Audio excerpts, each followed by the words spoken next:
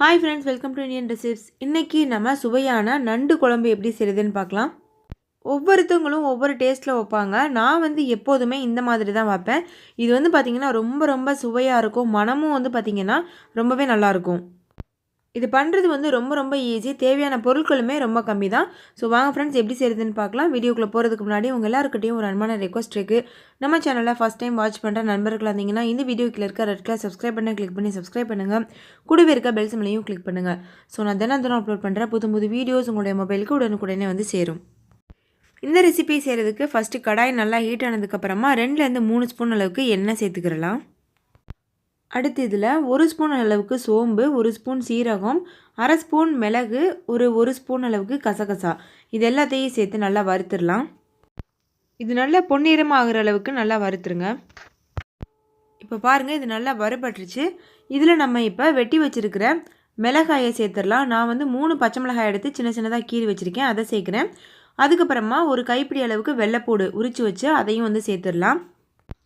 அடுத்தது 3 பெரிய சைஸ் வெங்காயம் நறுக்கி வச்சுருக்கேன், அதையும் சேர்த்துடலாம். சேர்த்துட்டு வெங்காயத்தை நல்லா வதக்கிடுங்க. வெங்காயம் நல்லா வதங்கிடுச்சு. வதங்கினதுக்கப்புறமா வெட்டி வச்சுருக்க 2 தக்காளியை சேர்த்துடலாம். சேர்த்துட்டு இதையும் நல்லா வதக்கிடுங்க. இப்போது இந்த டிஷ்க்கு தேவையான அளவுக்கு நம்ம உப்பு சேர்த்துக்கிடலாம்.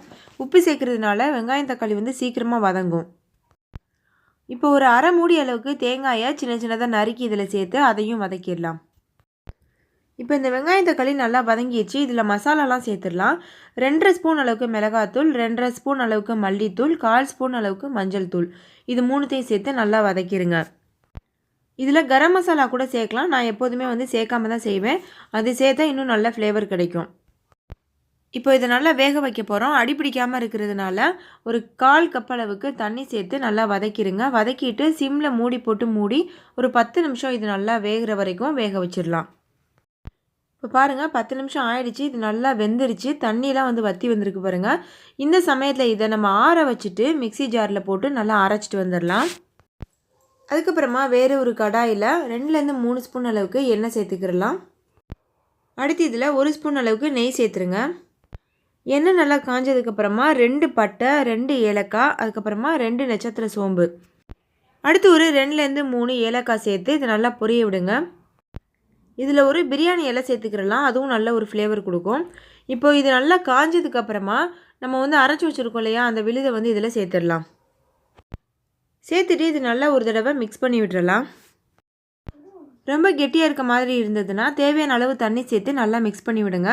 இல்லை உங்களுக்கு கெட்டியான கிரேவி வேணும் அப்படின்னா தண்ணி ஊற்ற தேவையில்லை.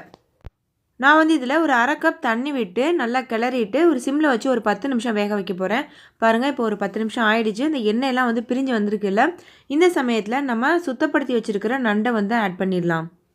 இப்போ நம்ம செய்கிற குழம்பு பார்த்திங்கன்னா 1 கிலோ நண்டுக்கான குழம்பு செய்கிறோம். நண்டெல்லாம் சேர்த்ததுக்கப்புறமா ஒரு 10லேருந்து 15 நிமிஷம் சிம்மில் வச்சு வேக வைங்க. இந்த மசாலாலாம் ஒன்றோடு ஒன்று நல்லா மிக்ஸ் ஆகிற மாதிரி நல்லா இந்த நண்டை கிண்டி விடுங்க. கிண்டும் போது கொஞ்சம் கஷ்டமாக இருக்கும், ஆனால் நல்லா கிண்டி விட்டுறணும். ஓகே ஃப்ரெண்ட்ஸ், இப்போ பாருங்கள், இது நல்லா மிக்ஸ் பண்ணியாச்சு. இப்போ சிம்மில் வச்சு மூடி போட்டு மூடி 10லேருந்து 15 நிமிஷம் நல்லா வேக வச்சிடலாம். இப்போ பாருங்கள், 10 நிமிஷம் ஆயிடுச்சு. குழம்பு நல்லா கொதிச்சிட்ருக்கு. இந்த சமயத்தில் கொஞ்சம் போல் மல்லித்தலையை வெட்டி இதில் ஆட் பண்ணிக்கிறலாம். நம்மளோட சுவையான நண்டு குழம்பு சூப்பராக தயாராகிடுச்சு. நீங்களும் கண்டிப்பாக இதே மாதிரி ட்ரை பண்ணி பாருங்கள். ரொம்ப டேஸ்ட்டாக நல்லா வாசனையாக இருக்கும். ட்ரை பண்ணிவிட்டு இந்த ரெசிபி எப்படி இருந்ததுன்னு கண்டிப்பாக கமெண்ட்டில் ஷேர் பண்ண மறந்துடாதீங்க. இதை பற்றி ஏதாவது உங்களுக்கு டவுட் இருந்ததுன்னா கண்டிப்பாக கமெண்ட்டில் கேளுங்க, நான் ரிப்ளை பண்ணுறேன். ஃப்ரெண்ட்ஸ், என்னை நீங்கள் ஃபேஸ்புக்கில் ஃபாலோ பண்ணணுன்னா இந்த வீடியோக்கு கீழே இருக்க டிஸ்கிரிப்ஷனில் லிங்க் கொடுக்குறேன். அதை நீங்கள் கிளிக் பண்ணி ஃபாலோ பண்ணலாம். இந்த வீடியோவை அந்த ஃபேஸ்புக்லேயும் நீங்கள் பார்க்கலாம். ஓகே ஃப்ரெண்ட்ஸ், இந்த ரெசிபியை ட்ரை பண்ணி பாருங்கள். இன்னொரு சூப்பரான ரெசிபியோடு நான் உங்களை சந்திக்கிறேன். தேங்க்யூ, பாய்.